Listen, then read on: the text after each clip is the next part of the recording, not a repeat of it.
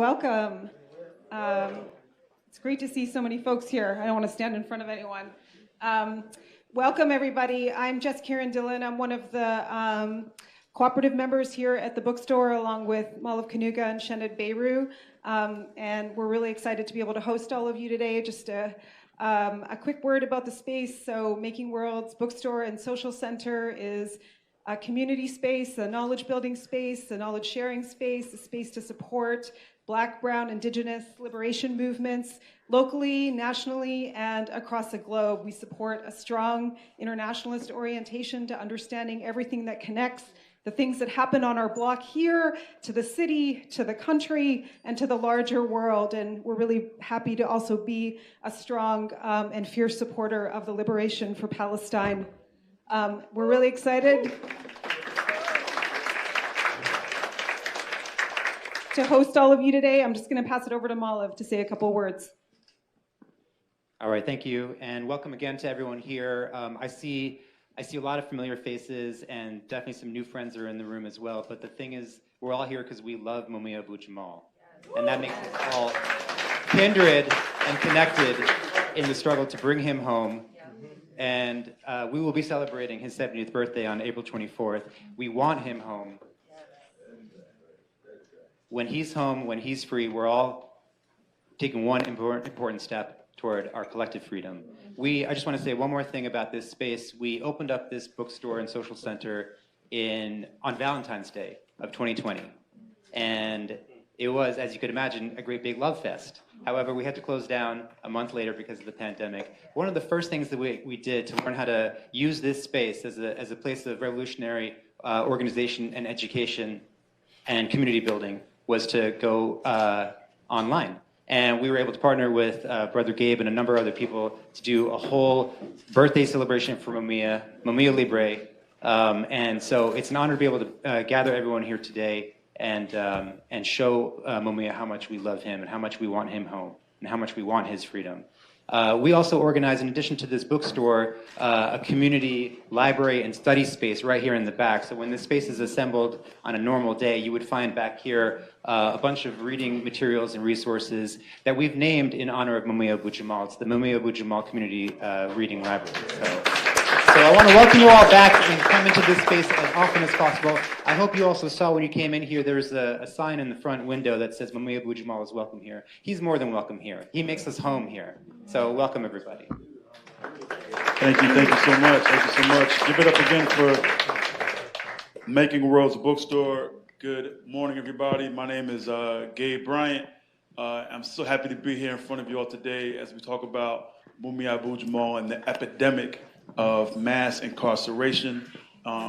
In our movement, when we say, what's the call? Y'all say, free them all. What's the call? Free them all. What's the call? Free them all. What's the call? Free them all. And free Mumia Abu-Jama. We're here today to really have a very invigorating conversation. We have a phenomenal panel, but also we're going to also have a talk back with you all. So as you're hearing today's commentary and remarks, we're going to make sure that we also include you all in as well with some of your thoughts and questions. Emphasis on questions. Emphasis on questions. One more time, emphasis on questions, right? And so we'll do that at the very end if you do have questions for our panel towards the end. Also in your seats, you may have seen this card, Ceasefire Now, to President Biden. So there is a program called Pilgrimage for Peace, and they're going to be crafting urgent messages to the president. And some of them they're going to walk, I believe, to the White House, all right?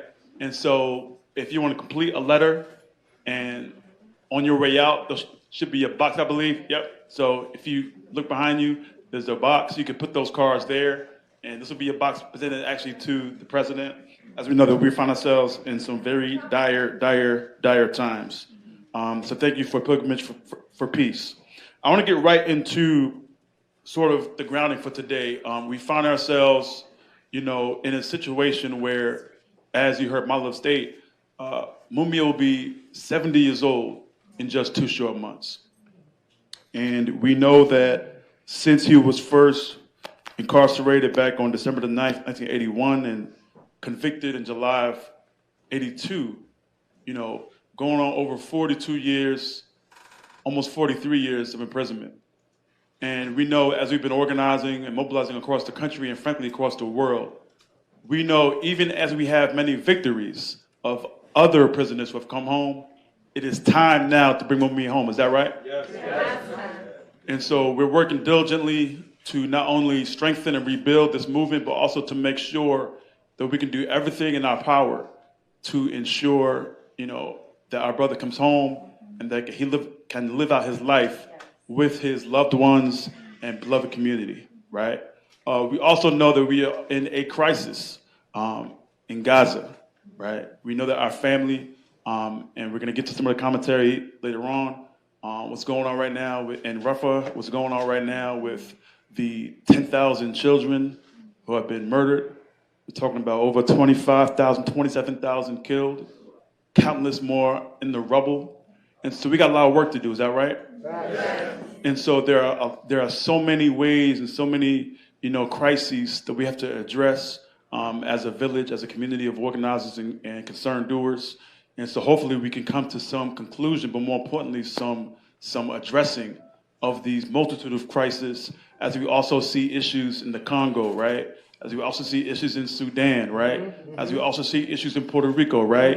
In Hawaii, right? And so on and so forth. All oppressed people all around the world are rising up and seeking freedom and liberation.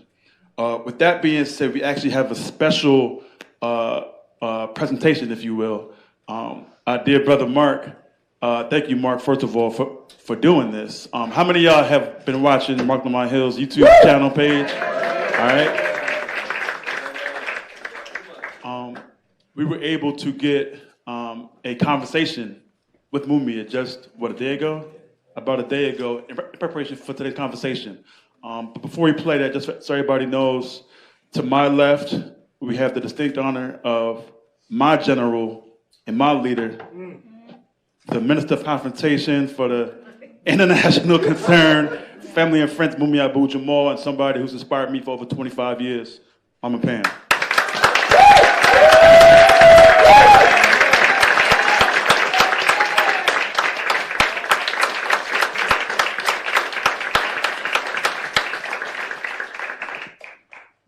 To her left, somebody who came in and we were able to make some calls and work this out in the last 72 hours.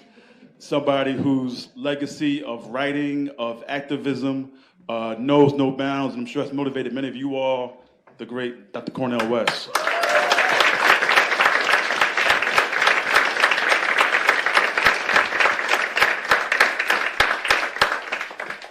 Somebody whose writings on Palestine I first read about 15 years ago, and somebody who I would see through the years for her constant support, not only Mumia Abu-Jama, but for the constant support around Palestine, what we need to do to free all people.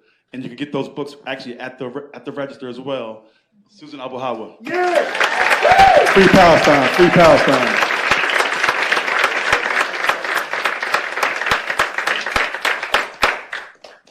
And to her left, the beauty of Philadelphia is that I don't care what neighborhood you come from, you can get some books in the local bookstore.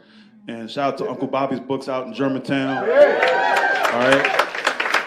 But also shout out to his work, on the griot and on Al Jazeera and as a scholar activist and on the front lines. And if he's called, he shows up. Dr. Marc Lamont Hill.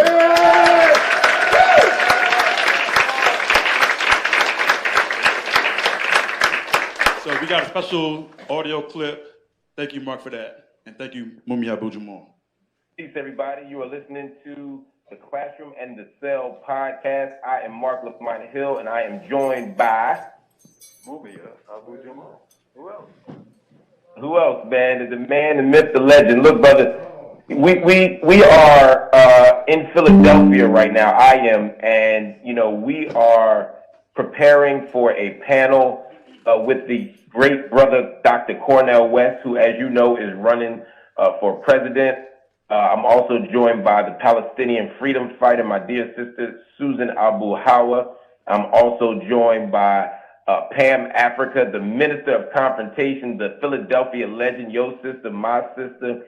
We are here together. And, of course, Gabe Bryant is moderating our conversation. But I said, since we are here about to have this amazing conversation at the Making Worlds bookstore in West Philadelphia, I said, let me bring Mumia in, because they said we're going to be talking Mumia. I said, well, look, I got Mumia on the phone in a minute, so let's rap a little bit so that people can hear your voice as well, man.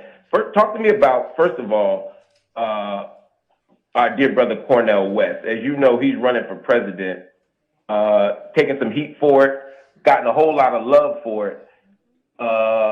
What does it mean at this moment in history for him to be doing that? Well, like many candidates. This is a call from Pennsylvania State Correctional Institution, Mahanoy. This call is subject to recording and monitoring. It is more symbolic than anything else. And that's to say that, you know, the politics of present-day America are set in advance in a way. I mean, they're decided before they're decided. And they're decided by, think about this, when you listen to reporters talk about elections and campaigns, what do they talk about most? They don't talk about votes much, but they talk about money a great deal. And they rate candidates based on how much money they bring to the campaign. Now, I've always wondered why they did that, and then it dawned on me. What is that money spent on? That money is spent on media, on commercials.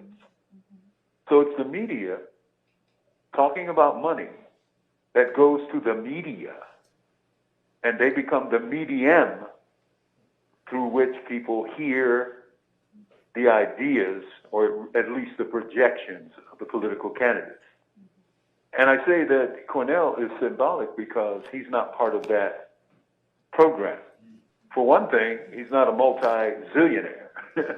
You know, he doesn't have the resources that most political figures have, but he does have ideas. And when you think about it, ideas should be the most important currency in every political campaign, except in America, where money rules all things. Remember cream?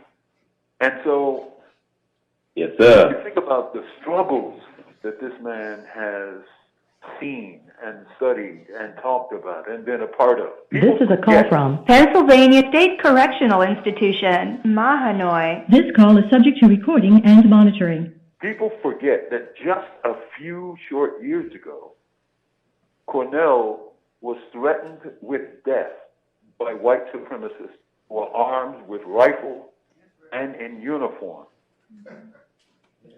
in Charleston. And he was in a church that was attacked.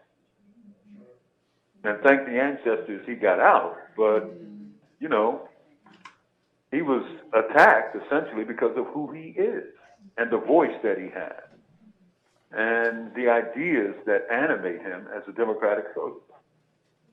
You know, he is a man who has spoken truth to power since his youth. And has been a remarkable public intellectual and scholar who has really thought about the biblical term, the least of these, and the Phanonian term, the wretched of the earth, and spoken on behalf of the poor, the down-pressed. And that makes him quite exceptional. You know, one of the things that Cornel has been particularly vocal about over the last few months, in particular, certainly since October 7th, has been the U.S. and Israel's role in this genocide in Gaza. Just a few days ago, if not a week ago now, I heard Cornel refer to Joe Biden, President Joseph Robinette Biden, to be precise, for you dignified folk, about he's been calling him a war criminal. He's been calling him a war criminal.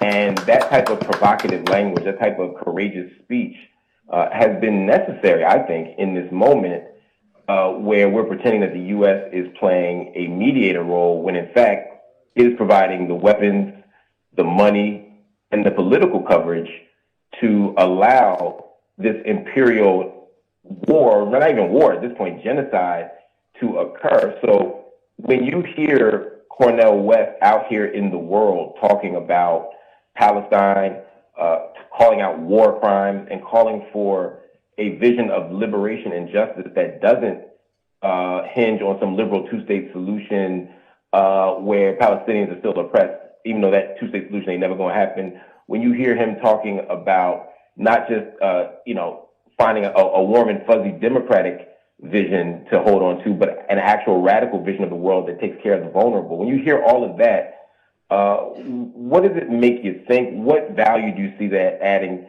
to this public conversation and to this political conversation, especially as it pertains to Palestine, but really everywhere that there are, as you said, wretched of the earth?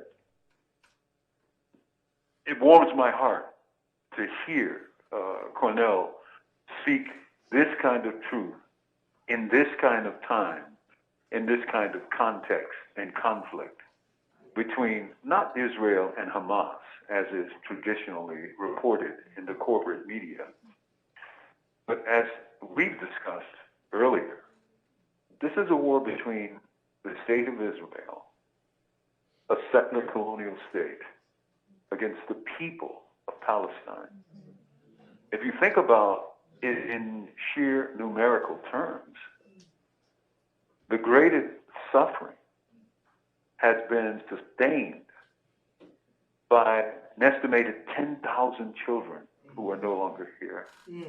Their mothers, their fathers, their brothers and sisters. And, you can count the death of Hamas people perhaps in the hundreds. But when the Palestinian people, it's in the tens of thousands. And that's not even disputed. This is a war against the people of Palestine because this super right, ultra right-wing government is moving to transfer, and they speak about it openly over there, to transfer the Palestinian population out of Gaza to make settler space, to steal whatever land they can take in the name of security. But it's about, I'll use the term that I've always used when I've written about this, and I think it fits, at least historically. When the Nazis invaded people's countries and took their land, they said they needed Lebensraum, German for living room. The Zionists are doing the same thing today on Palestinian territory. And no one, other than Cornel West, is speaking out about it. So he's to be applauded. Now, the other thing is something that I think you know about. I can't say for sure, but I'm pretty sure you know about. Political prisoners. Talk to me about what it means at this moment to keep the conversation alive about political prisoners. Cornel has written about this, has introduced writers such as myself in books, and also spoken publicly about the move, political prisoners, about myself, and about others. And he's done it fearlessly. He's done it with love and attention and time and care. And, most people will say there's no such thing, but every state has prisoners of the state. Every state has prisoners of the state because the state is the enforcer in the state, right? And those who oppose or criticize or dissent from the state are enemies of the state. And I think about Evelyn Williams, right? Most people don't know who she is. Well, she was the aunt of Assata Shakur. And early after Assata Shakur got busted, she was her lawyer. And she was a tremendously effective lawyer, right? She got acquittal after acquittal after acquittal. Yes. And she wrote a book called Inadmissible Evidence. Yes. I love that book. Yeah. Yeah. Remember what she says? She says every black person who goes in a white courtroom is a political prisoner because there is a cost laid against that person for being black in a white courtroom that does not attach to a white person who enters that courtroom. You pay a tax, a price for going into that courtroom because that's the nature of the system, right? We used to be able to see that in other contexts, let's say apartheid. Or think about Palestine. We've been talking about Palestine. The people in Palestine, when they go to court in the apartheid state of Israel, they go to military court. And it's clearer there. It's not so clear here because of neoliberalism. But if you look, you can see it. As Cornel said, we deodorize it. You know, we don't sit with the funk of it. No. And well, that sounds like a jazz band, don't it? Yeah. Well, you know, Cornel gonna mix the jazz and the blues in there. That's how he do it. He's a blues man. I know. And he talks about blues people, and I got several of his records where he's singing in the church. Yo, that's what I need from y'all, bro. I need you and Cornel to do an album. I told you, You have 1 minute left. I found out you had them vocals, and now you know Cornel gonna make an album between the two of y'all, man. Y'all might get us free just with the music. Well, listen, ask Cornel what we did when we got together. He come up here with some other good brothers, James Cone, and we started singing. We were singing, we're a winner, and never let anybody say that you can't make it. Come on now. You know, come on now. We singing in the visiting room. I'm like, go ahead, brother. That's, I wish I could say I was surprised, but you get Cornel, the great James Cone, rest in peace, and that troublemaking Mumia Abu-Jama, all three of y'all crazy Negroes together, man. Y'all gonna make music, y'all gonna theorize, y'all gonna get us free, y'all gonna do all the things, man. I'm so glad y'all had that time together. And when you come home, and you are gonna come home, we're gonna make sure that we get that band together. Cornel gonna be right there in the front. Get that band together. We're gonna put. Thank you for using Security. Goodbye. Love you too, man. On the move. All right, everybody, you've been listening to the Classroom in the Cell podcast. Marc Lamont Hill, Mumia Abu-Jama. Make sure you continue to check out all the content that we have. You can get it by going to the YouTube channel, Marc Lamont Hill Official. You go to the Marc Lamont Hill Official YouTube channel. Yes. Thank you so much for that. Thank you so much. And free Mumia, man. And like Mark said, you know, not perhaps, not if, not maybe, but when Mumia comes home, right? Yeah. I want to also acknowledge, you know, as you saw them come in, and as was said by Mumia as well on the remarks, you got somebody also who inspired me when I was in college, when she visited Penn State University back in '99. Yeah. Mumia Africa is in the building.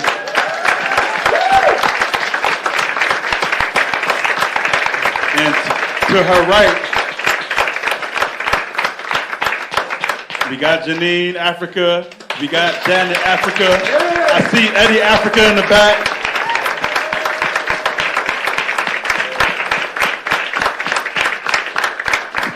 So these folks who came home to Move 9, when everybody said it was impossible for them to come home, now they sit here today here in Macon Rose Bookstore. Isn't that beautiful? Isn't that beautiful? So I want to get first to our questions, and this is for Mama Pam. You know, we heard from, obviously, the situation was going on with Mumia.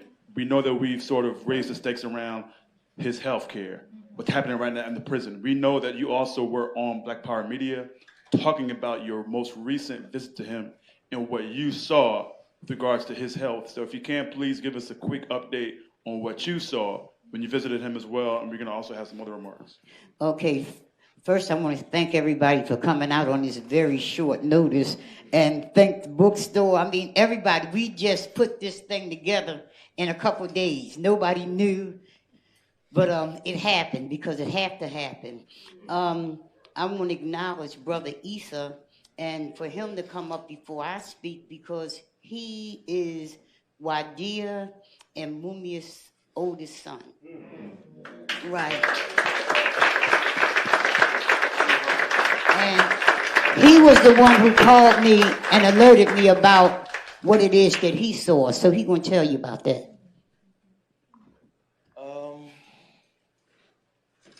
I want to thank everyone for coming out. This is definitely a surprise to me. I didn't know I was going to say anything thanks to my aunt Gabe right here. It was very saddening when I went to see Mumia. And I seen him last year, the day after my mother's birthday. And then to see him this year, it was night and day. I mean, he walked up into the visiting room, and when he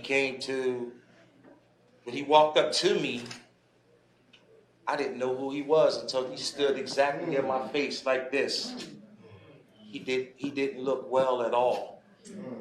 I mean, I didn't notice him. I have pictures in my phone where he does have some locks. You know, I mean, his hair was balding a little bit, but now to just see how that dramatic change. And one thing that he said to me, he said, the losing of your mother, he said it just broke him down. And, you know, and I had to tell him, like I said, Ab, I need you to continue to keep on fighting. But he's so scarred from my mother passing. And when I left, it was my birthday weekend when I went to see him. So I was going skiing. I had a bunch of friends in an Airbnb. And I was about an hour away. And I just cried all the way home, all the way back to where I was staying at the time. So that's just pretty much. And I appreciate you guys for listening. And thank you guys for everything that you do. And, you know, free Mumia.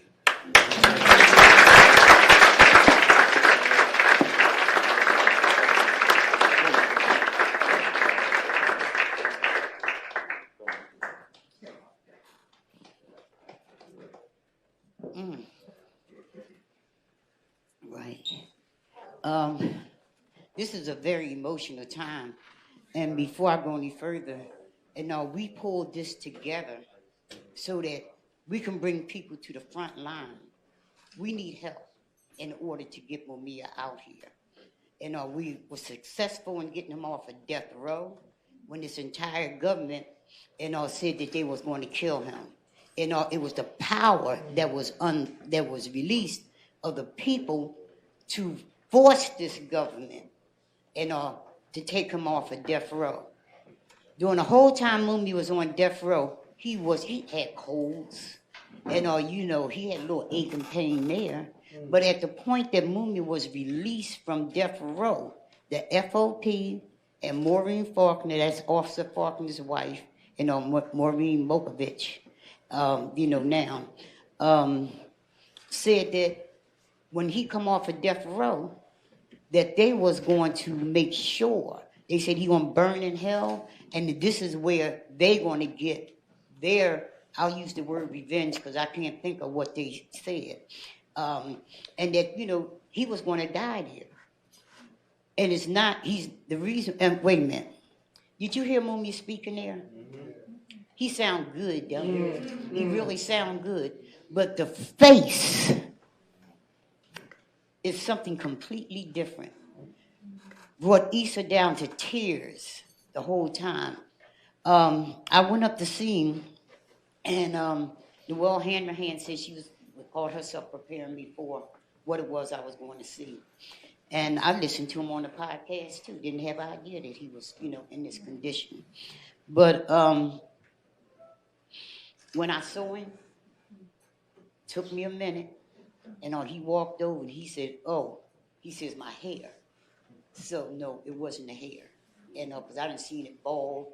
I didn't see the hair come back. But what I was looking at is the beginning of the cycle that almost killed Mumia a few years ago.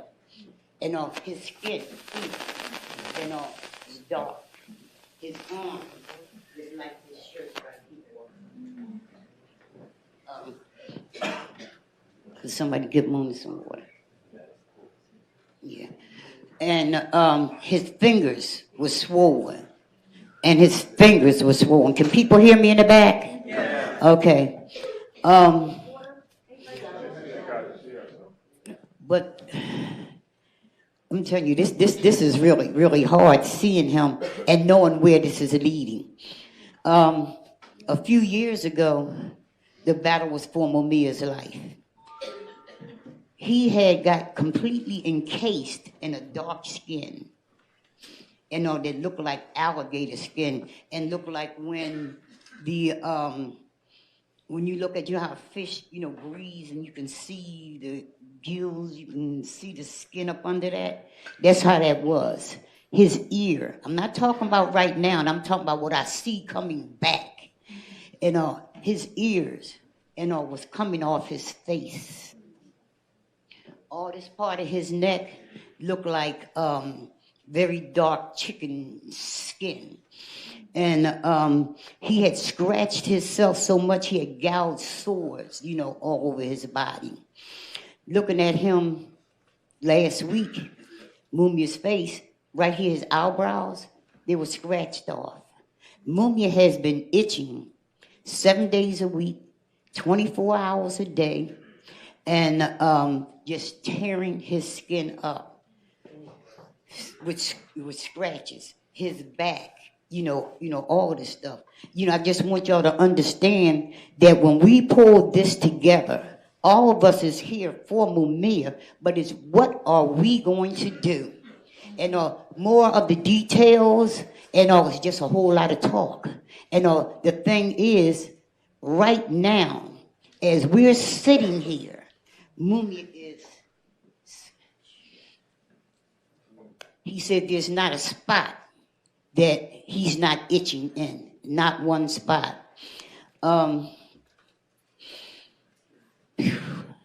Yeah, I'm not usually short for words, but when you see what I saw, and you've seen the worst of this before, and you sitting before him again, and you see it coming back, because we battled these monsters in order to get him what was known as a hepatitis C cure. They wouldn't give it to him because of $1,000, well, that was the excuse at first. $1,000 a pill, and you had to take it for 90 days. And this movement here is one that is all-inclusive, because we were told that you'll never be able to get that medication for him because you would have to get it for everybody. Everybody's going to want it, and that's going to block it. Our intentions is to get it for the everybody. Mumia is a part of the everybody. That's right. So there was a whole lot of things, and I want to say we short for time, right here today. And but it was a constant battle. These people are hell-bent on killing Mumia through medical neglect, because they couldn't kill him, with the sentence of death, because we are able to beat that back. We have got to rise up right now. That's right. That's right. And so people who are instrumental in here dealing with churches, we need those churches. We had a bad behind brother that came from Arkansas. He was a 20-year judge. He had his own church, and he laid the rules down of why Clemens should release Mumia. Judge Tucker, while we in this Black History Month, the minister was black. Judge Tucker was a black man, and who laid the rules down and gave Mumia the right to an appeal. Judge Clemens, who is a black woman judge, and despite all the evidence of innocence that was presented to her, all the law as is written that Mumia should be home, she's thumbs down. This woman, this system is responsible for everything that's happening to Mumia. When we went to court for Mumia's health, It was found out how they had manipulated papers, lying, and also that, Mumia would not get a cure. Mumia has had open heart surgery. And one of the guards that went to the prison, to the hospital with him, and said he got so sick standing there because Mumia's heart was over here and Mumia's laying on the table. Right. And he had open heart surgery. All these things that happened to him is because he's in jail illegally. And I'm saying we are not without the power to bring him home. We have everything that there is. We just need to utilize it. And people who believe in politics, go to these politicians. You're not without. Do they want an audio, video, TV, book, whatever the hell they want it on? We have the evidence to pull him out. Journalists. I wish everybody was, and thank you so much for hearing the journalists that's here that, have been helping. But, we need these other ones to rise up. These people, just like they're doing in Gaza, is what they're doing up to in that prison. And, on that point, because I want to get to your second question also, for you, Dr. West, as you hear what, Mama Pam is talking about, right? We're talking about medical neglect. We're talking about, decades of, health challenges on the inside. And you had a phrase about Joe Biden's role in mass incarceration. You called it crimes against Black humanity. Yeah. Can you speak on, what's happening right now, the impacts of mass incarceration on our communities, Black and brown and poor communities, but also the issue of elder abuse as you see it as well? Yeah, let me first say I'm just blessed to be here in this consecrated space. I appreciate the leaders who established this space, and each and every one of you coming out. And I just want to say directly to my dear brother Esau that your father, he's a great man. I come out of the revolutionary Christian biblical tradition. He or she is greatest among you will be a servant of the people. Will suffer, struggle, shudder, and sacrifice because of your love for the people. What we heard with our dear sister Pam, he's undergoing that because he loves us. He's willing to sacrifice. He's willing to take the hits. It reminds me of Martin Luther King Jr. Daddy King told me Martin Luther King Jr. was in a paddy wagon for 4.5 hours driven from Atlanta to Reedsville prison with a German Shepherd in there with him, and only 2 of them in there in the dark. And when Brother Martin got out of that paddy wagon and Daddy King was there, he said he had tears in his eyes. He couldn't walk a straight line. But all he could say was, this is the cross we must bear for the freedom of our people. Look at this, brother. Same thing in Arizona. Same thing with Fannie Lou Hamer. Bonnie on the head of Ida B. Wells Barnett. We can go on and on and on. Mumia Abu-Jama stands in that cloud of witnesses, and we got the son to tell him directly. He's a great man. He's a good man. He's a tender man. He's a gentle man. He's a sweet man. He is one of us. He is the extension of the best of our people, of our tradition, of our struggle, and he's a love warrior. He's a love warrior. That's why we sang Curtis Mayfield together. He was in tune, I was out of tune. He didn't mind. And it means then that so often we can find the most courageous, the love warriors, freedom fighters, joy sharers, and the wounded healers in mass incarceration. Because the system has declared war on Black people for 400 years. And too often, those who respond to that challenge get assassinated or incarcerated. And we end up with these milquetoast leaders walking around peacocks. Look at me, look at me. I'm so successful. Where's your courage? Where's your love of everyday people? That's what we're talking about. And so anytime you talk about mass incarceration, we should always begin with the love, the courage, the service, the sacrifice, the style, the smile, and you can still feel in his voice a delicacy. It reminds you of the voice of a Marvin Gaye or David Ruffin. or Ted Mills. Brother Keith Benson played drums for Teddy Pendergrass for 22 years. Wave your hand, Brother Keith. He know what I'm talking about. Or Teddy Pendergrass. Because that's part of our movement, too. That's part of our struggle, too. And our people come in a lot of different forms. Sometimes they're Muslims like Malcolm. Sometimes they're Christians like Fannie Lou. Sometimes they're Buddhists like Bell Hooks. Sometimes they're agnostic like James Baldwin. Sometimes they're gay, lesbian, trans. We got a whole variety of voices in our movement. Mumia Abu-Jama will always sit at the height because of the unbelievable level of sacrifice and love. And I see that in Ramona. I see it in Pam. It's there in our dear Sister Susan and this brother, younger generation. My God. Lord, have mercy. I'm just like Luther come back from the dead in intellectual form. Love you, Luther Vandross. Your legacy still going on as intellectual, still going on as truth teller, still going on and making connection. And I want to just end this by reading a poem by the daughter of one of the greatest writers in the modern world, Richard Wright. You all know Richard Wright, native son, black boy. Yes. And this is Julia Wright, the daughter. And she sends us poems every day, doesn't she? Every day. And I stop wherever I am. In my 7 events I'm doing a day, I get my note from her. I said, everything got stopped. She said, this is for Mumia Abu-Jama. Hoaxers, spinners, corporate narrative controllers, thin blue veilers, hired magicians of the verb and their crooked cohorts tell lies in two ways, by commission and by omission.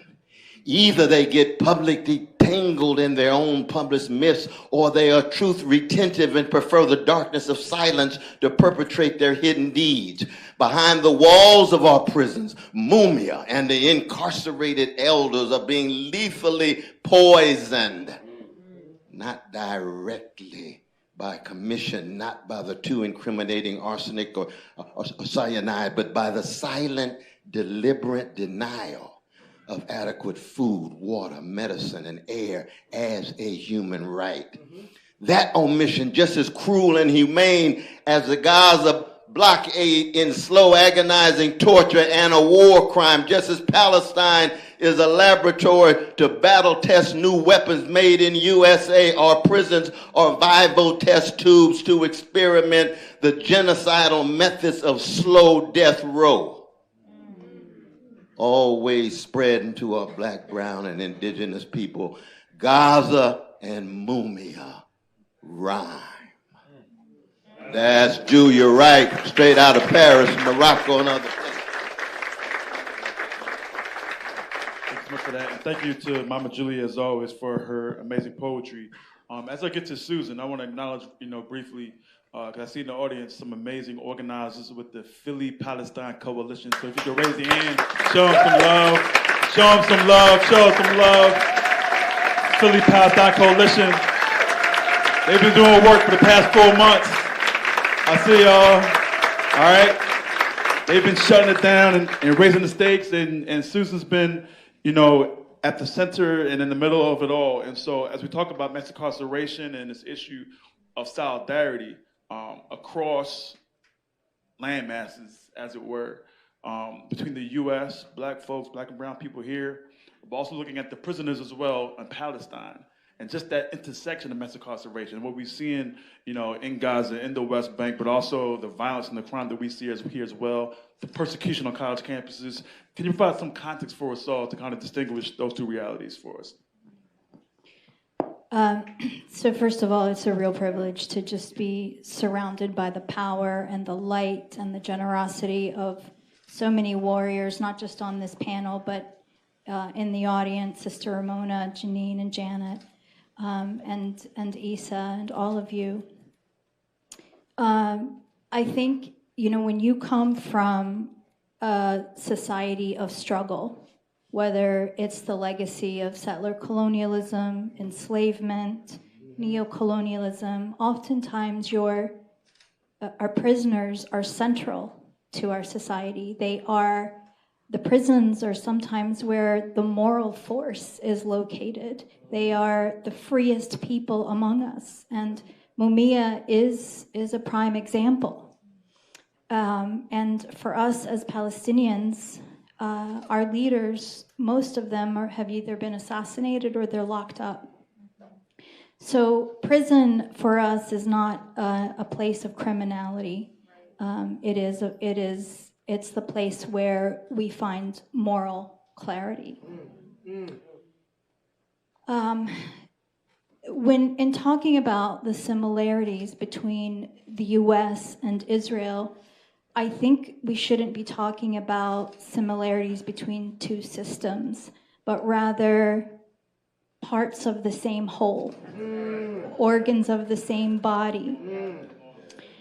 And, you know, as people, we intuitively recognize this.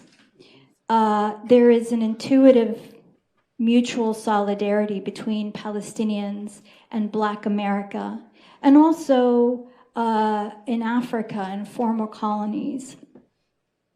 For us Palestinians, a lot of the people that we look up to as political leaders and our revolutionaries are people like Malcolm X, are like Angela Davis, SNCC, Muhammad Ali, the Panthers, and also people like Nelson Mandela, Robert Sobukwe, Steve Biko, Patrice Lumumba, Thomas Sankara. And there is, you know, Israel and their satellites in this country, a lot of organizations that sort of bill themselves as civil rights groups, but in fact are agents of Israel, have spent a lot of money being really in concern over Black Palestinian solidarity, have spent millions and millions targeting HBCUs, sending top and up-and-coming young Black leaders on all expense paid propaganda tours to Israel.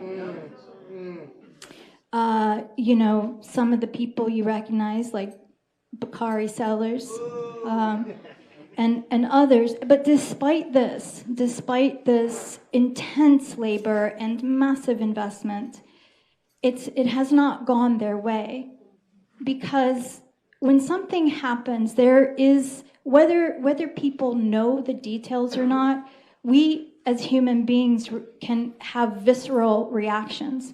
So, for example, when we witnessed the murder of George Floyd, Palestinians throughout Palestine immediately recognized that visual, because all of our young people at one point, or the majority of them, have found their heads or their necks under the knee or the boot of an Israeli soldier. And, you know, likewise, another such moment was when Tamir Rice was murdered. It happened that just a couple weeks before, a young boy by the name of Abdurrahman Abedallah, the same age, was murdered by a sniper, an Israeli sniper, in a park. And so there's a memorial in the Aida refugee camp where that boy was killed, and it bears a painting of Tamir and Abdurrahman. And likewise, you'll find murals, I know of at least 2, of George Floyd. And for Black folks, like a recent such mutual recognition was in November during the so-called prisoner exchange or hostage exchange, whichever term you prefer.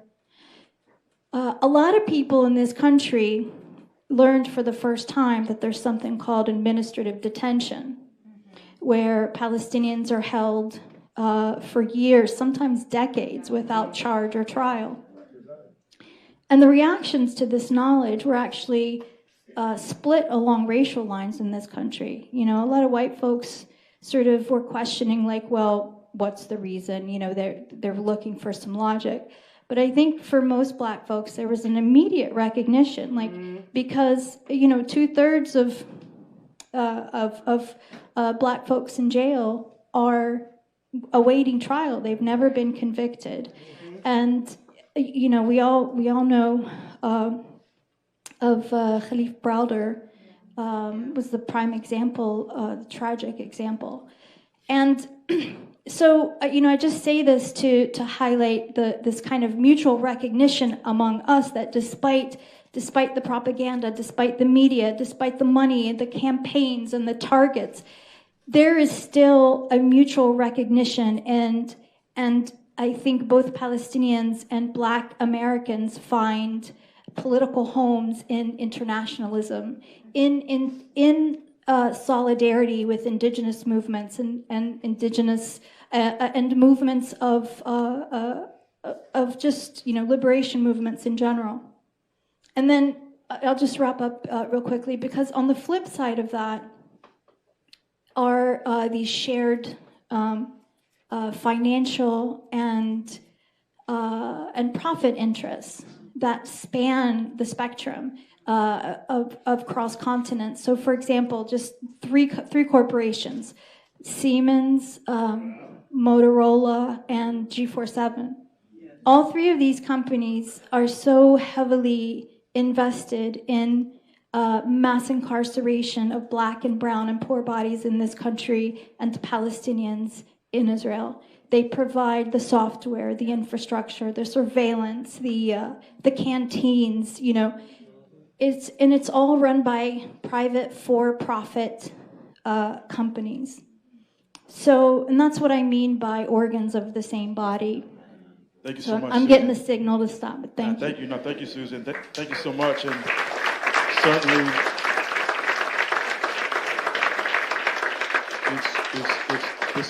this work is so important as we find ourselves on, I believe, the 128th day of this genocide, frankly, of this devastation, of this second Nakba that they're creating. As Motaz and Bisana said, where else do we have to go? And so I'm reminded of that. So thank you, Susan. For you, Mark, we often talk about how the personal is political, the political is personal, and we just heard this audio clip with you and Mumia. And you started your podcast recently based on your 2012 book, The Classroom and the Cell, that you and Mumia both wrote. It's, to my knowledge, on both public and in private, that's been a very profound relationship. Can you talk a bit about, what you've learned from Mumia through the years and how he's inspired your work around abolition, around Palestine, and around political prisoners? Yeah, thank you. And I echo everything that everyone else has said about how important and powerful and beautiful a space this is, and beautiful a day and a moment this is. And I send my love to all the organizers and all the people who are here. It's really hard to even hear, as Pam is describing what Mumia is going through. It's so hard to hear. I talk to Mumia at least twice a week, usually 3 times a week. And if you were to talk, Mumia might be the most unselfish person I've ever met in my life.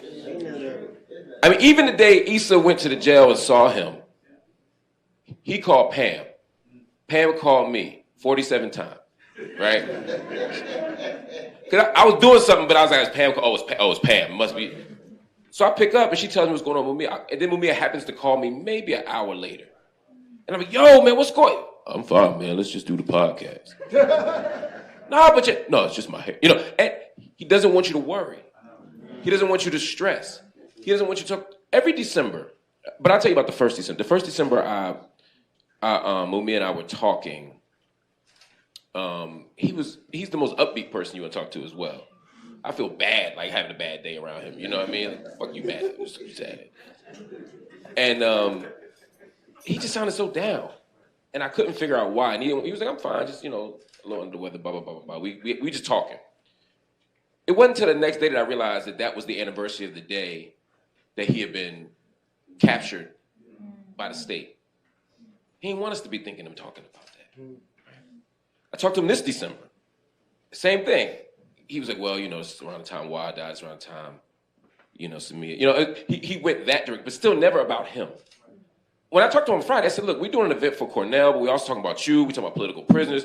He only wanted to talk about Cornel in Palestine. Yeah. I was like, can you say something about Cornel for president? that's just him. So part of it is so it's even more jarring when I hear and watch the state's commitment to wanting to kill him, because that's all this is. As our sister said, slow death row.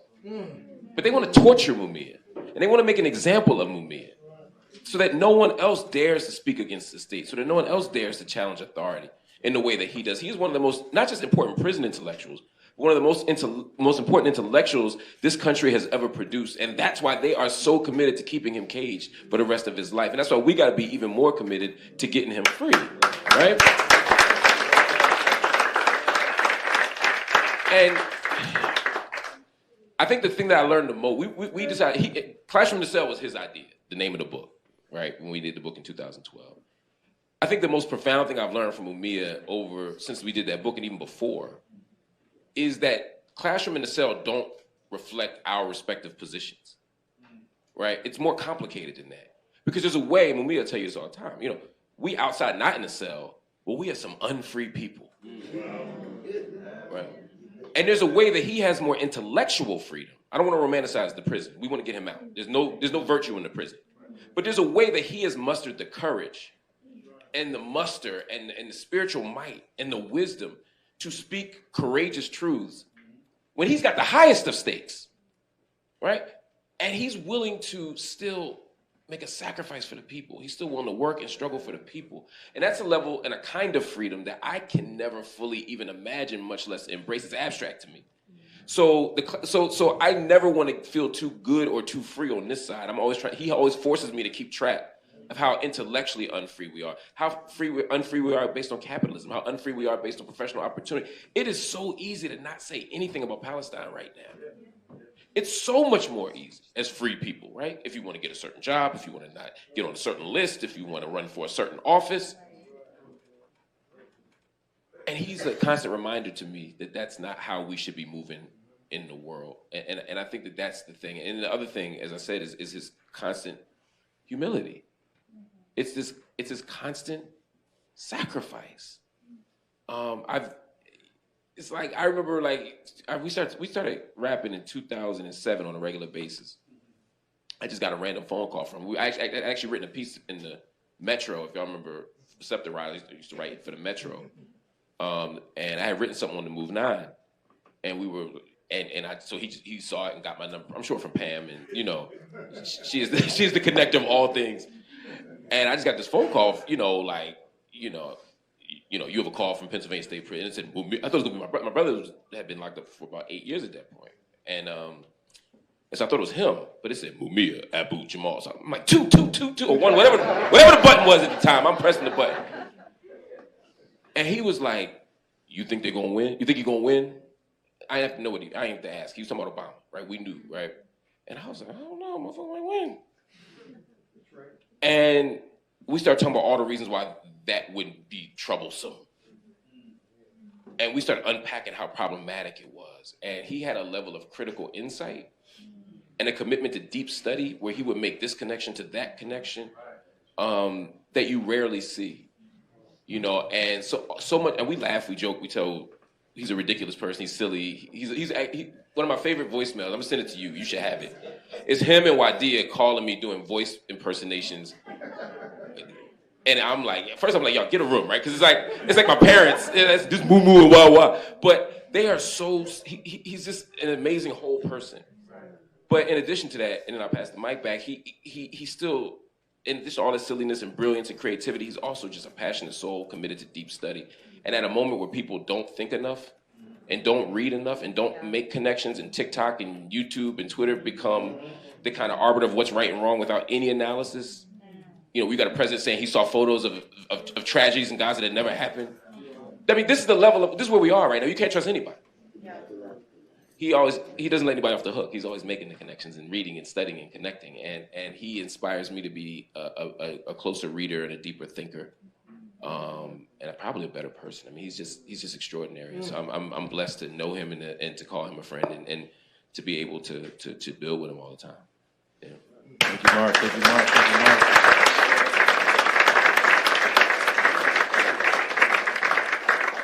For you, Dr. West, Mark just kind of said it. He said, Cornel for president. That Mumia said, and what's on the mouths of everybody is we deal with a national crisis. People talking about this engendering of fascism, right? By way of, assaults in the pipeline. We have the persecution of the Cop City folks down in Atlanta. We have even Nancy Pelosi talking about folks who, like Palestine, should be investigated by the FBI, right, Susan? We have all these issues, and people are trying to deny the culpability. We needed to break down who's culpable for engendering this culture of fascism. We could say it's Trump, we could say it's Biden, we could say C, all of the above. Break it down for us. No, I think we got to look back to the best of our great tradition of great truth tellers and justice seekers who told us that the American empire would be undergoing decay and decline, disintegration and dissolution. And it happens to most empires that suffer from military overreach. You got 800 military units around the world, special operations in 130 countries. So most of the money goes to the military. They don't have a penny when it comes to education, jobs, health care, safe communities, and so forth. The corruption of elites, which reinforces a professional managerial class of cowardliness and complacency. You see? So everybody concerned about their career but can't come up with what their calling is. Everybody got a brand, but when you ask them what your cause is, it's hard for them to discern it. And they actually think that it's all about success, and they give up on what Brother Mumia is concerned about, which is moral and spiritual greatness and empowering those friends for known call the wretched of the earth, and willing to pay any cost. And Mumia is part of that cloud of witnesses. He would always want us to acknowledge he's in a choir, a community. The anthem of black folks lift every what? Not echo. Too many of our leaders are echoes of silos. When you find your voice like your jazz women and blues men, you got something to say about truth. You got something to say about justice, and you manifest it in your deeds. Our Muslim brothers and sisters have a notion of immortal deeds. Those are the deeds you give back to God because God gave you life. And it becomes a joy to be able to give it back. And what form is immortal deeds? Serving the people. That's where the Black Panther Party come from. That's where League Revolutionary come. That's where MOVE come from. We can go a whole host of different organizations and so forth. But the challenge becomes, how do you do that in such a way that you generate solidarity? Because the powers that be as an empire is just it's dissolving the organized greed and institutionalized hatred and routinized indifference toward the vulnerable. They want to keep folk divided.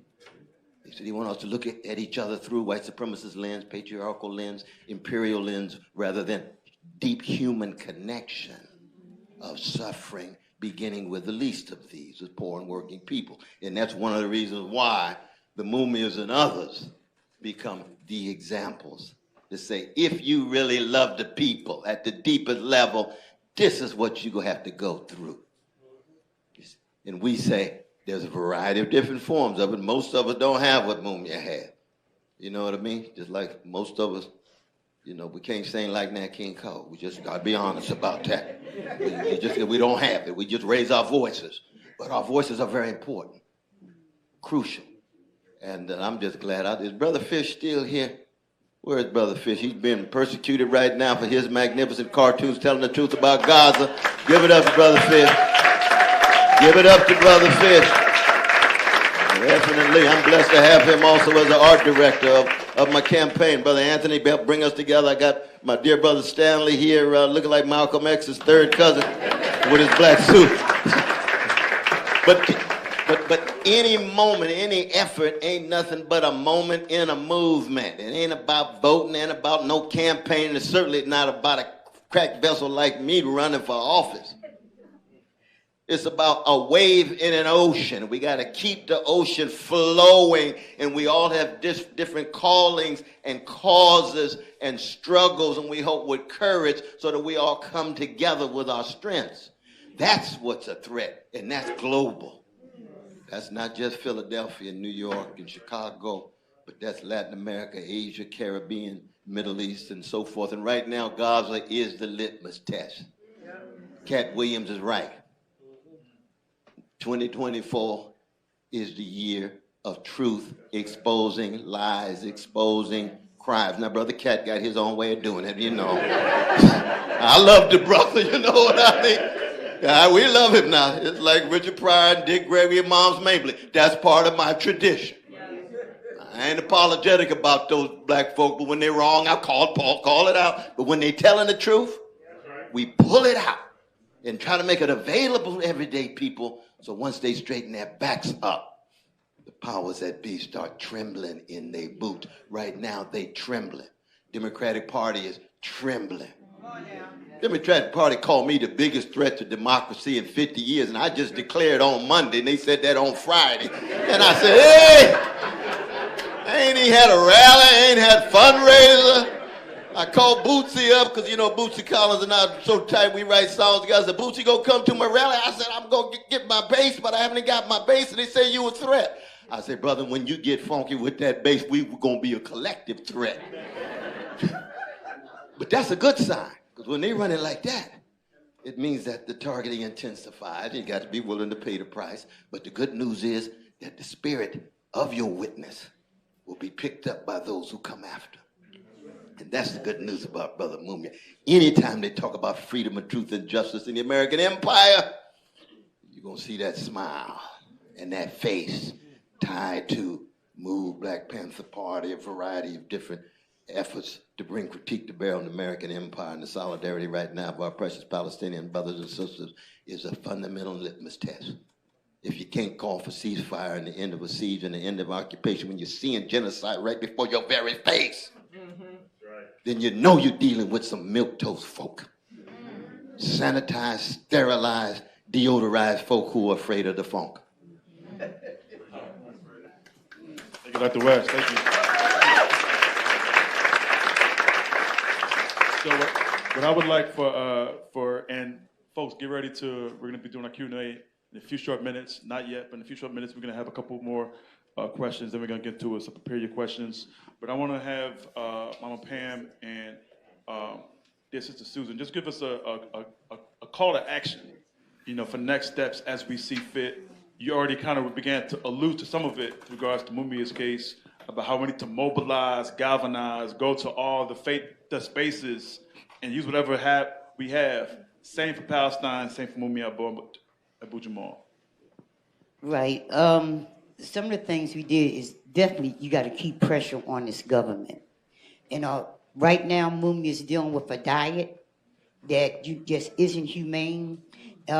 We have a diet group that is working that consists of Bob Bull, the health committee, Attorney Bob Bull, and he's responsible for the release of Jaruba bin Wahad, political prisoner.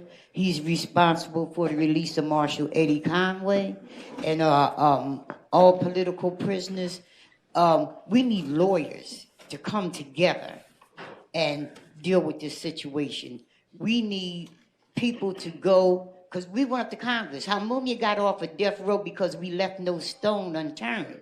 Whatever it is that you fit in, that you do best, do it. We have a building now, One Arts. The address? 52nd and Media. We want to start having meetings on Wednesday there. We're looking for another space in order to have more meetings, but we need to set up meetings throughout the city. And, you know, this is not just for Philadelphia. This is for everybody that's listening, you know, because you're already doing it in France. You know, there's not a Wednesday that don't go by that they're not putting out information for Mumia. We did things in the area, and you know what? We need to develop, you know, a new, updated piece of literature to pass out, you know, of like where things are at right now. what the judges, what was their part. How did Mumia wind up here when it was clear that he was supposed to walk? Oh, he was supposed to walk, last year. So we need to get that information out in the way. I need some writers. We need some writers. And we need people to come up. What's the different skills in this room? That's what we need to know too. And what is it that, you are willing to do? Because the thing is, confront this system and don't give up. And don't make it just about Mumia, because when we did hepatitis C, it wasn't just about Mumia. The concerns, with hepatitis C concerned everybody in the prison. But people did not know that while there was 400 and something inside the state of Pennsylvania in prison that had hepatitis C, there was over 7,000 in the streets. We connected, we came together, all those different forces, and went up against this government. The only time that you saw commercials about hepatitis C, because it was the power of the people. Everybody came together and worked and pushed for that. So we're looking for people to join in with us with your skills, no matter, if it's dialing the phone, calling other people to let them know what's going on. April 24th is coming up, having events in February. There's, events that's going on in New York. There's events that's going on. Have some events. If you go to YouTube, all the Mumia, videos, the documentaries, they're all up there, and invite some people into your communities and show them, and let's make a move. April the 24th, we should shut this mother thinker down. We should shut this. I didn't say what people. Well, I did say that. Y'all heard it in here, but it came out my mouth. You know where I'm coming from, but. We gotta, organize to let these people know we're coming, right. And we're coming with the power of truth, and and we're not backing down because it's here for everybody. Thank you. And I want to get it over to Susan as well. But as you see on the screen, you can continue to use your phones to use this QR code to tap into mobilization. Number 4, Mumia. It'll bring you to a link where you can not only begin to read more information, see how you can get some of Mumia's books organized, and also, more importantly, even donate to the campaign, to the cause, to the work that has to be done. So utilize your phone. You can tap in with that QR code. It should come up right on your phone. For you, Susan, call to action, next steps. So I think one of the most important things is to recognize the connections between Mumia, Palestine, Congo, Sudan. It is all connected. We have one cause, and frankly, the epicenter of this oppressive, capitalist, exploitive, thieving, horrific system is in Gaza right now. What happens, and I've said this before and I've said it in this space, what happens in this moment will determine our fate as humanity for generations to come. If they succeed, and by they, it is the colonial powers, it is the corporations, it's Israel. If they succeed with their aims in Gaza, we will be slaves to their will for generations to come. So this is the linchpin. And if I believe that we as a people, as collective, as the masses of the world, taking to the streets, making their lives as uncomfortable as we possibly can, disrupting their speeches, disrupting their programs, their universities, blocking their highways, refusing to allow this business as usual shopping and and convenient world that doesn't have to look at us, that doesn't have to see us, disrupting that at every turn in any way that you can. We need armies of lawyers to start taking these people to task, these corporations in this country who are funding genocide. And it is a genocide. I spend my days, I'll tell you what I did from 6 o'clock in the morning until I came here. I was desperately trying to figure out how to get some food to a man and his mother who ran out of food 3 weeks ago. Nobody knows what's going on with them. Yesterday, I spent my day trying to figure out how to get some doctors to go get a little boy whose limb needs amputation and who's dying. His body's becoming septic. Nobody can get to him. They cannot get him out of the house because there's snipers everywhere. These are just 2 cases among tens of thousands, hundreds of thousands that we don't even know about.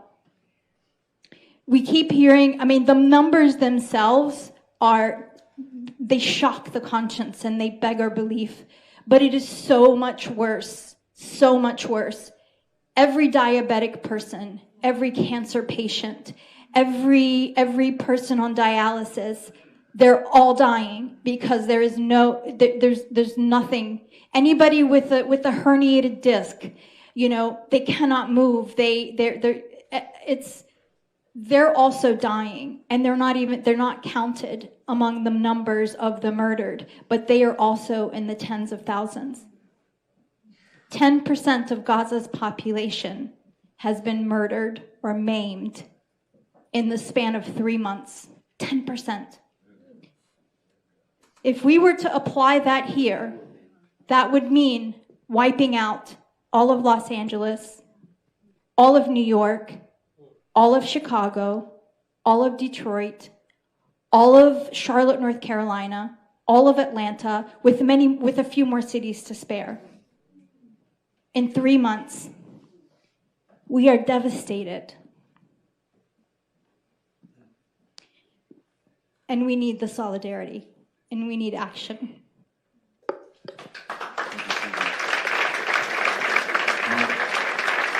To Mark, I want to, first of all, thank you, Susan, because I think that it's important in these spaces to also remain sober-minded about the realities, even as we're, inspired and motivated and convicted, to just understand the raw truths of what's happening on the ground. For you, Mark, we talk often about, and I saw the book, earlier, Robin D. G. Kelly's book about freedom dreams and radical imaginations.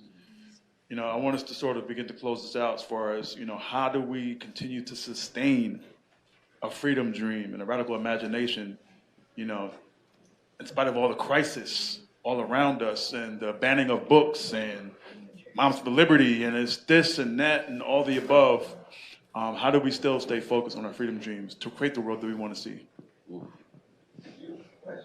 Yeah, that's the heavy question. I think about, that question makes me think of Martin King on April 3rd of '68, when he gives his last speech, and he's sort of given this panoramic view of history, all the places he would be, all the places he would go if the Almighty had come to him and said, "In what era would you want to live in?" And after he decides he wouldn't want to be in Athens, he wouldn't want to be in Rome, he wouldn't want to be at the door of the Church of Wittenberg, wouldn't want to be during the Great Depression. He said, "I would want to be right here in 1968. He said, "Some will say that's a strange statement. The world's all messed up." And he said, "Only when it is darkest can you see the stars." And I sit with that a lot. We are at a moment of extraordinary disorder, extraordinary violence, extraordinary indifference. On the way here, I'm listening to Susan, and on the way here, Al Jazeera, we ran on the cover of the website right now is a woman and a child laying dead, both killed by Israeli snipers. It's devastating. 2/3 of the people killed are women and children. I mean, there's so many, 1% of the child population, over 1% now, has been killed in Gaza since October. There's no other word for it but sick. And yeah, and I spent my day asking them about this, and they're all liars. I mean, there's no other way to put it. Yes. They're just liars. And against the backdrop of all that, we have to figure out how to be hopeful. And for me, it's a couple of things. One, we come from a different tradition. We come from a tradition of justice, of righteousness, of value, of seeing the humanity in every person. I'm not talking about some romantic idea or nothing. I'm talking about even as a revolutionary praxis, right? We recognize the love and humanity in every single person. And so for me, that means that the world we want to build is different.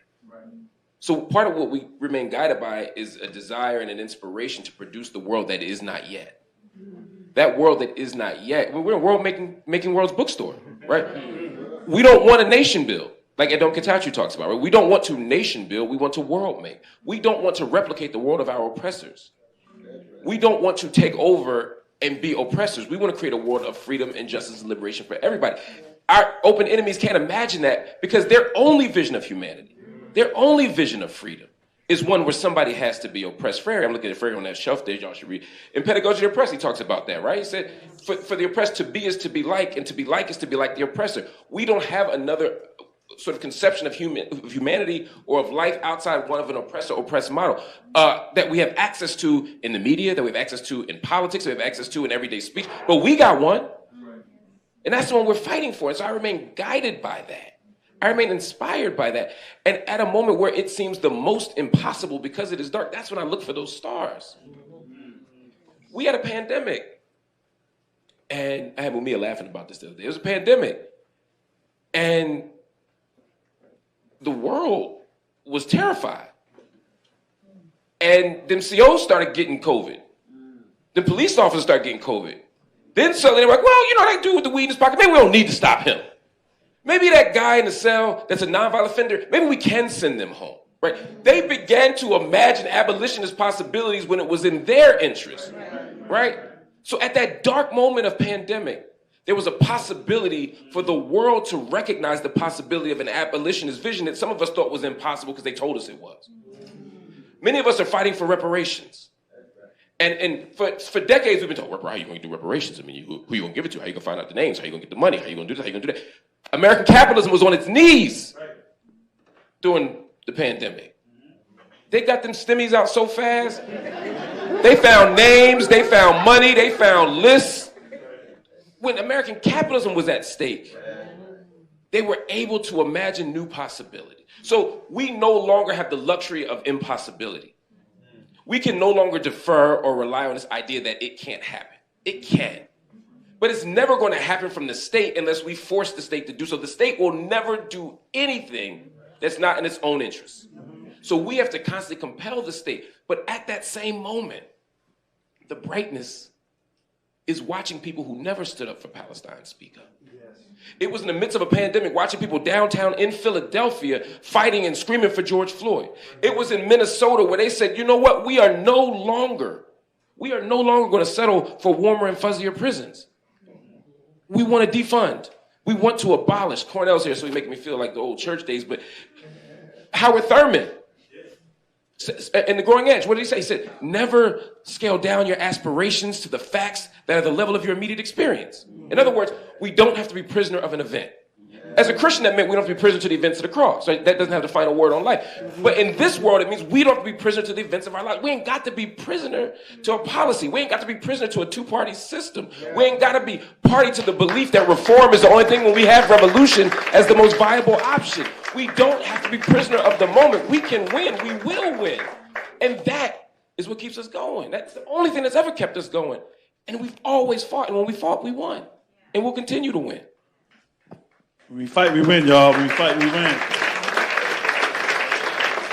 So what I want to do is I want to make sure that we can hear from a few of y'all, and then we'll get to getting ready to close up shop. We also have a speaker as well towards the end.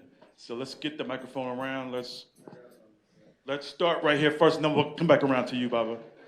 You're right here. Yeah. And again, question. So it should be a question that ends in a question mark, not a period. So this is definitely a question, and it's going to be long but quick. Quick, please. So there is this conversation here about the nature of the state and the structure of incarceration, which I think is extremely important. And I think many people here understand that this will not change until there is a material change in who controls the core power in society, via not just the government, but the productive forces of that society, guided via our hand, the working class hand. That is something that I believe Mumia in his many illuminations described. And here in Palestine, there is a pattern of taking both ethnic and political prisoners, illuminated both here and abroad. I do not wish to fetter from that, but on critical insight, like Mark said, I do not believe that there has been a full, honest illustration of our friend Cornel West's politics. There's going to be a question. Get to the question. Come on, Bryce. There's going to be a question. Get to the question. Come on, Bryce. I love you, brother. But So I do understand that on October 7th, there was a tweet said, "The escalation of the barbaric violence in the Middle East must stop. The vicious Israeli occupation and the ugly Palestinian retaliation resulted in the killing of precious innocent people on both sides." Now, I don't want to fetter on this. You know, I noticed that there were comments online about both sides enabling question, genocide. brother. I love you, but we need the question. I love you. You know that. Okay. I just want to get to other people as well. So my question is, one, when we're talking about the resistance against people who are occupied against their occupiers, is it correct to call them ugly? Whether or not their form of resistance is not something that we would materially support. What is your solution to the power of the bourgeois state? How do you ensure that the militaristic arms of the state and its weapons of war do not continue to fuel imperialist extraction that result in conflicts like this? And what will you do to support the global working class? Thank you, bro. Thank you, bro. Thank you, bro. Oh, Lord have mercy, brother. I got 2.5 minutes to wrestle with that, but I appreciate both the question and the spirit behind it. Because you see, first thing is, my aim is to become head of the empire in order to dismantle the empire. The first day I'm going to be pardoning Mumia Abu-Jama and Leonard Peltier and Julian Assad and asking Assad to come home if she wants to. Now, what form of solidarity would that take? When you dismantle the empire, you're disinvesting from military, you're reinvesting for poor and working people, not just here, but in the global south, so that the IMF and the World Bank are pushed aside, so that NATO is disbanded, and you're coming up with ways of generating resources so that poor and working people can exercise their self-determination and self-respect. In terms of the specific quote that you had there is that I call for a free Palestine that takes the form not of a two-state solution. I think it's dead. There's already a one-state solution right now, which is apartheid, ethnic cleansing, and genocide. The only other possibility is either a secular state or one state with two nations, but the fundamental requirement is there's got to be Palestinian dignity and Palestinian equality. Fundamental. Am I concerned about Jewish safety and security? Absolutely. We don't want a genocide. We don't want a massacre of anybody. Anytime any army or group kills innocent people, I'm going to call it into question because I'm trying to be morally consistent. So what does that mean? We've had long discussions about this. Let's take it back home. Was Nat Turner, was Denmark Vesey, was John Brown, were they wrong when they killed white children? That's a serious debate. No, because some people disagree with me. I think they were. Most people say no. That's fine. I got my view about it. I don't believe in killing innocent folk. Were they right in killing combatants? Yes, I believe in just war. But does that mean that somehow that dampers my resistance? No, not at all. That's like saying Bishop Tutu wasn't a comrade of Nelson Mandela. Bishop Tutu would say exactly the same thing. So the notion that somehow you don't know what my politics is, I'm telling you what my morality is and letting you know my solidarity is, and I still support John Brown, I still support Denmark Vesey. I not just support them, but I actually have folk who have been involved in struggles like that all the way through my comrade with Black Panther Party. We had these debates in the 60s. And they say, Brother West, you still Christian. Yep, you got the right brother. I'm a Jesus-loving, free black man. I don't believe in killing innocent people. And at the same time, I understand resistance takes a variety of different forms. Sometimes you can't control it. Martin King said the same thing. You're going to run him out of the movement? No. We got different voices, brother. We got different voices, but we can still have the deep commitment. And yes, there's going to be overflow of resistance in any movement. But the problem is, once you start killing innocent folk, it's so easy to turn on innocent folk in your own camp. Then it takes on a life and logic of its own. So that's a larger discussion we have to have. And we don't have time for your complex, deep question, because we'd have to have a whole seminar on what that brother was raising. But the brother, and thank you for that, Dr. West. Our brother Bryce has been on the front lines, so we thank you, Bryce, for all the work that you've been doing. Absolutely, we salute the work that he's doing. We salute the work that he's doing. Absolutely. I want to get to Mama Ramona real quick, and then we'll jump to the back. I got something to say. I got it. No, they give me the trouble, man, because I tell things like I see it. The law is the law, and that's what we got to. Go ahead, Mama. I have a question. We've spoken a lot about Mumia, but I haven't heard a word about D.A. Krasner and his role in the continued, imprisonment of an innocent man named Mumia. Our brother, long live Mumia. Down with Krasner and anybody else that's trying to keep Mumia in prison. They tried to kill Mumia by execution, and people came together and put a stop to that. Now they want to kill Mumia through medical neglect. And what I'm saying is we need to come together like we did when that warrant was signed to bring Mumia home. We don't want to let them kill Mumia. We're going to keep on fighting. What John Africa taught Mu is you are only defeated when you stop fighting. As long as you keep fighting, you are victorious. You are not defeated. So I want to hear something about Krasner.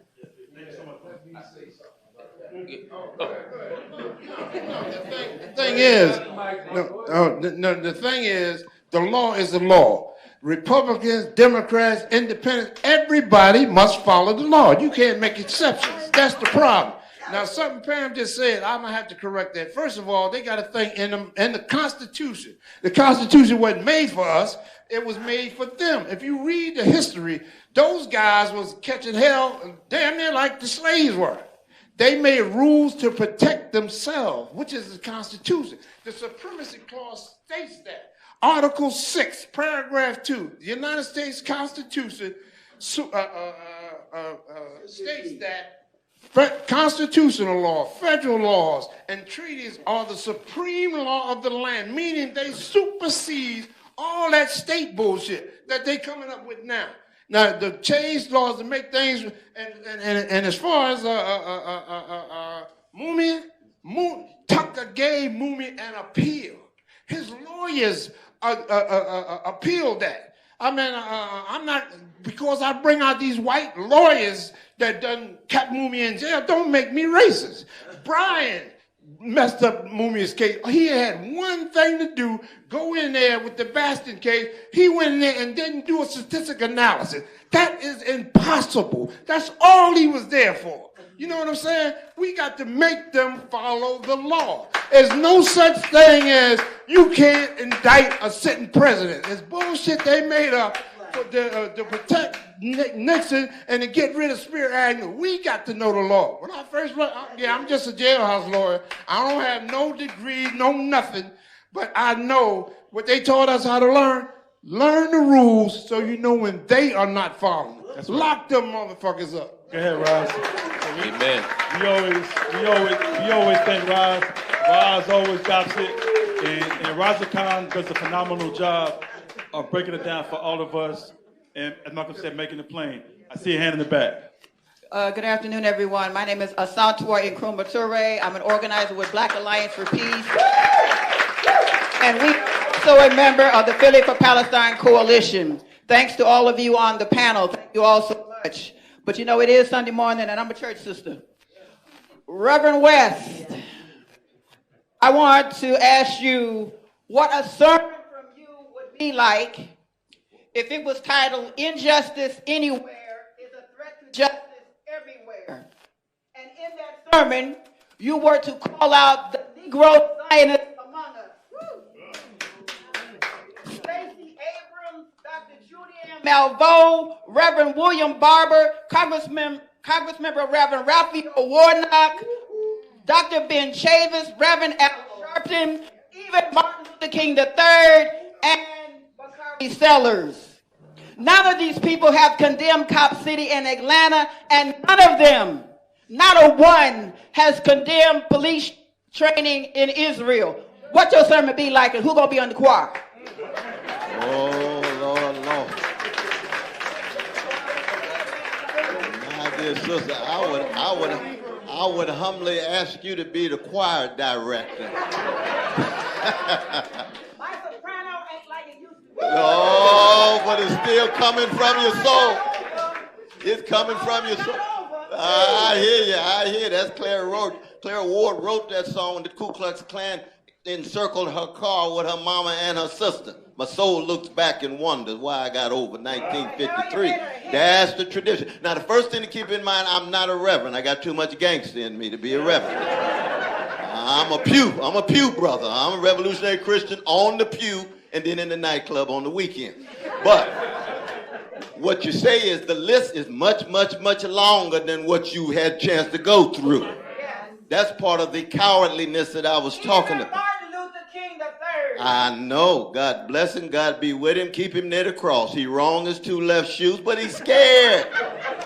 Most of these leaders are scared. They've been used to the two-party system and going along with the big lobbies and APAC that's telling what the politicians ought to do and their friends and networks that will alienate them and push them through the margins. People get scared. But in a moment in which the paradigms are melting and the frameworks are collapsing, and all of a sudden now there's mechanisms of accountability. They've been able to get away with this for so long. They think this movement will just move quickly away. No, it's a new day. It's a whole new day. So I'm agreeing with you in terms of being able to call out the cowardliness, the complacency, the conformity, and either them getting paid big time. I mean, you look at that tour for black colleges. 21 black colleges, the college presidents introduced the figures. We have a number of intellectuals who themselves are on those tours. And at the end of the tour, they pass out a pledge of allegiance to Israel for the black students to sign. That's intellectually sick. But it's also a sign of the war that's coming our way. And it's a new weaponry that is so raw. It's been going on for a long time. They've been going through the black colleges now with all the black student body presidents. Like Bakari, but Bakari is just a tip of an iceberg. Believe you me, we got 105 black colleges. They sent 75 of the student body presidents there. And they got that big money, but they scared too. And that's the thing to keep in mind. Because when they target black folk and poor folk like that, that's already a sign that our threat is being felt. And when our threat is felt, it means that as we get stronger and stronger, they get exposed. And some of the folk who have been duped begin to wake up. And that's very important because I know we got some folk running around here thinking they were born woke. Nope, that's not the case. They were duped for a while too. Everybody was duped for a while. That's why all this talk about being woke, staying woke, staying woke. I don't want to suffer from insomnia. I'm a jazz man. I'm going to pace myself. I'm going to get my timing together. I'm going to be ready to throw down and be fortified and ready to fight at the right moment. That's different than just being woke in the abstract. You better get some sleep, God dang it. Get your naps in. But that's what it is to be ready. So thank you, my dear sister, for laying that question out. I'm with you 100%. We could probably take 2 more questions. So let's do this right here, then we're done. Yeah, thank you, Dr. Cornel West. It's a pleasure. Marc Lamont Hill, Susan. Yes, I'm gonna stand up a little bit and I'm gonna face the crowd. So my question is to, of course, to our speakers right here is Che Guevara and Fidel Castro at one time in their books and their literature and even in their speeches when they was alive, one of the things that they said is that a revolutionary has a deep, deep love for the people. And all the people that's in this room, I know you have the same thing or you wouldn't be here. And a lot of us is being persecuted and everything. And so my question would be, to keep it real short, Brother Gabe, my question would be is to the speakers is, what does it take for, the people to have a commitment for this deep love for the people and an understanding that also there's a sacrifice to be made. This is not a popular thing. You know what I'm saying? The sacrifices Dr. Cornel West alluded to. Can you speak on the deep love of the people, please? Thank you.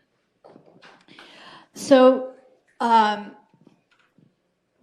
what South Africa did is an example of a deep love for humanity, for the people.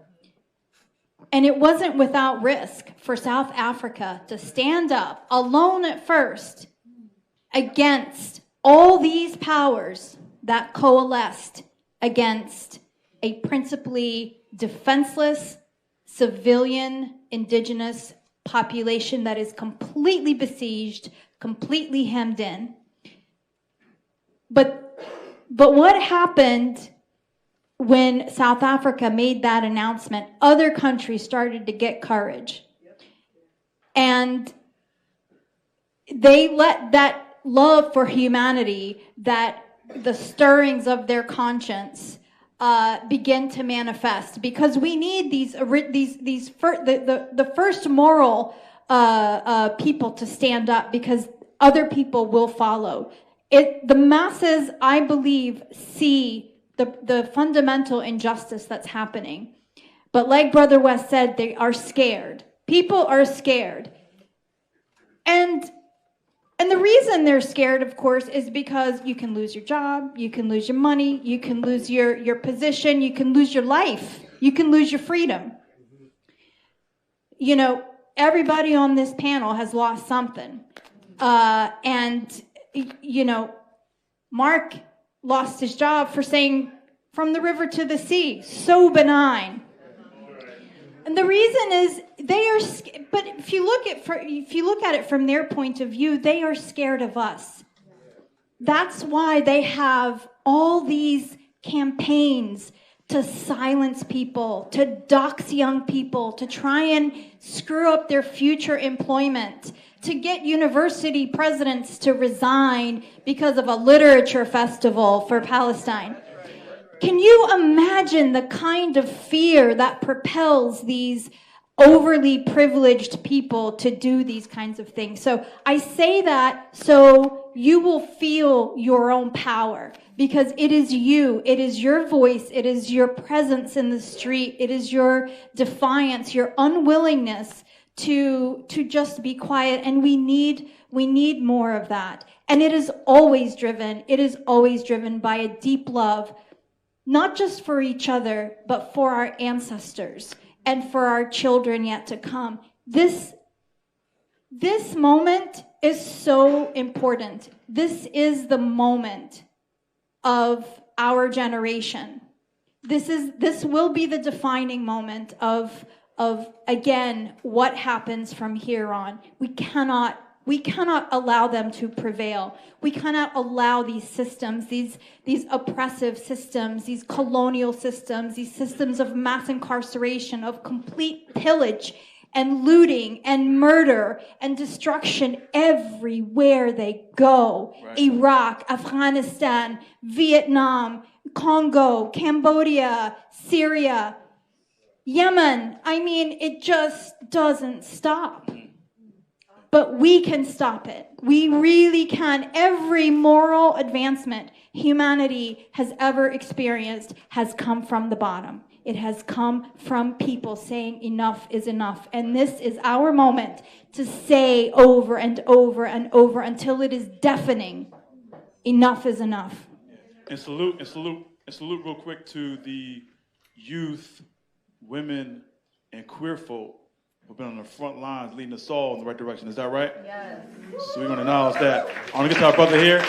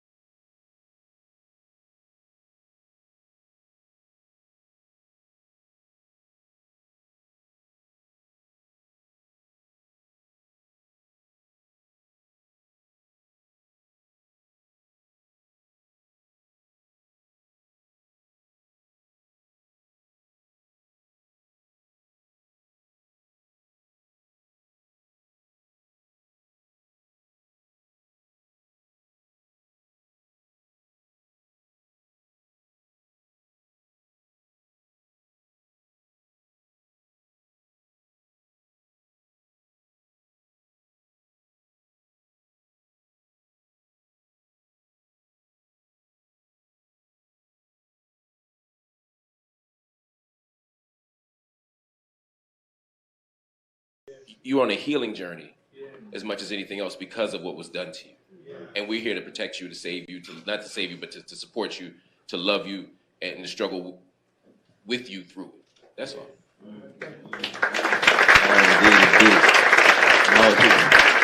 The good news is, my brother, you are already an inspiration. And you're an inspiration because the brothers and sisters behind bars, many of them have already done the spiritual, political, and psychic work, to be able to preserve the best of who they are.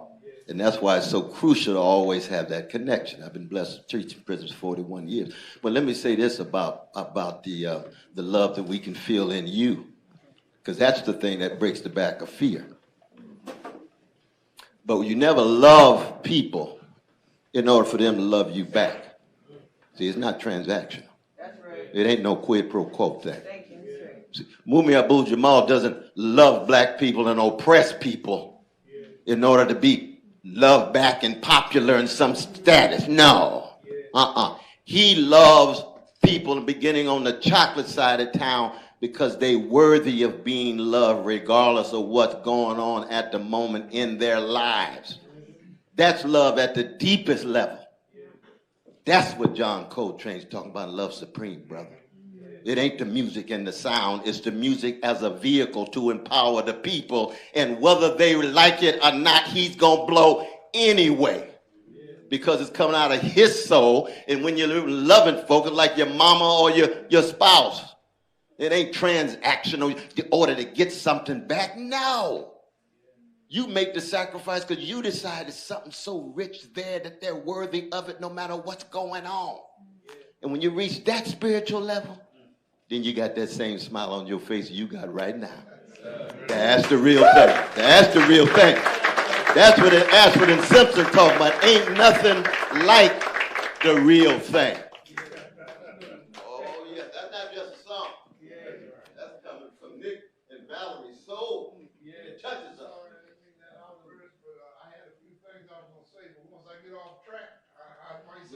That's okay, because there's more events. There's more events coming at, and you'll get more time to speak. Right.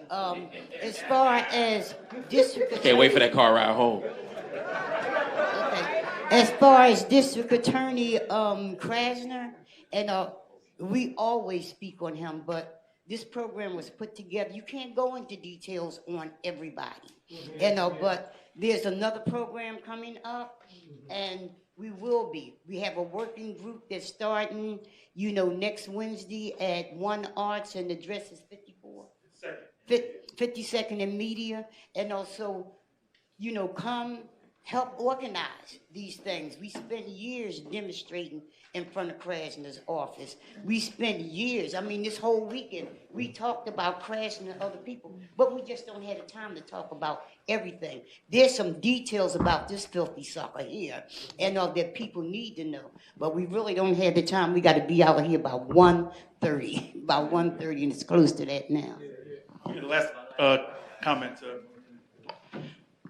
On the move, my name is Janine Africa, and I am one of the Move 9 that the strategy of John Africa, my Move family, and all the people like you brought home. And to the question about what do we do to keep that revolution dream going, as the sister was saying, you heard about Palestine, and it's horrific what's going on. But what people got to understand, that is happening right here. Anybody that stands up against this system, they are getting the same treatment. Nobody ever thought they would see a bomb dropped in a suburban area, burning down 63 houses, because John Africa Move dared to say the truth. I spent 41 years in jail because I dared to speak the truth. And we told people, this isn't a Move issue, it's an issue of justice. And that when you let be done the move, it's gonna come to you. When they dropped that bomb and these people didn't tear this city up, that, if you notice, is when the escalation came of the George Floyds. That's right. And all of the people behind them, where they are actually murdering people in the street on TV in front of your face and telling you, so what? So you gotta realize and don't feel comfortable, because we're not facing what the Palestinians are facing crystallized right now. But don't get comfortable, because we had officers that saw the August 8th film where they attacked us, and they came and told us, I thought I was watching a film from over in Afghanistan or somewhere, because that's how violent it was. So it's a smaller scale with us, but it's the same thing. And if you get complacent and think, well, I'm not over in Palestine, I'm all right, don't believe it. I sat there and I watched them burn my family to death on TV, and nobody ever thought they would see that. So it's not to scare you, but it's for you to take it serious. Whatever you could do, we got to come together and do, because like they said too, Mumia is the tell-all. If y'all let him die in that prison, there will be no stopping them. He's going to be the example of all the people that dared to be a revolution, to be a revolutionary. And we got to send the word back to them that we ain't taking it no more. So it's, you might not be able to be on the front line. I don't condemn nobody. I took the stand I took. I know everybody can't do what I did and move. But you can write letters, you can make phone calls, you can show videos of what's going on. There is so much that you could do that will come together as one force, because right now you got 5 fingers spread out. But John Africa explained, when you bring them fingers together, the punch is a knockout. So that's what we got to keep in mind. The weapon that we have is unity. They got the guns, they got the armies, they got all of that, but that means nothing with the unity. That is the strongest bomb we got. The strongest. So, unity on the move. Thank you so much, Mama Janine. Can you please give it up again, y'all, for our phenomenal panelists, Marc Lamont Hill, Susan Abulhawa, Cornel West, Mama Pam. Give it up, give it up, give it up, give it up, give it up. Give it up for Gabe Bryant, moderator! We also want to thank once again Making Worlds Bookstore, Common Notions Press. Please continue to support this venue. Not only is it a jewel in Philadelphia, it's a jewel in the country. People come from all around the world to come here, support the books. Any last word, Brother Malov, on the way out? Last word. If not, be safe. All right? Enjoy yourselves. Help the people. Stay strong.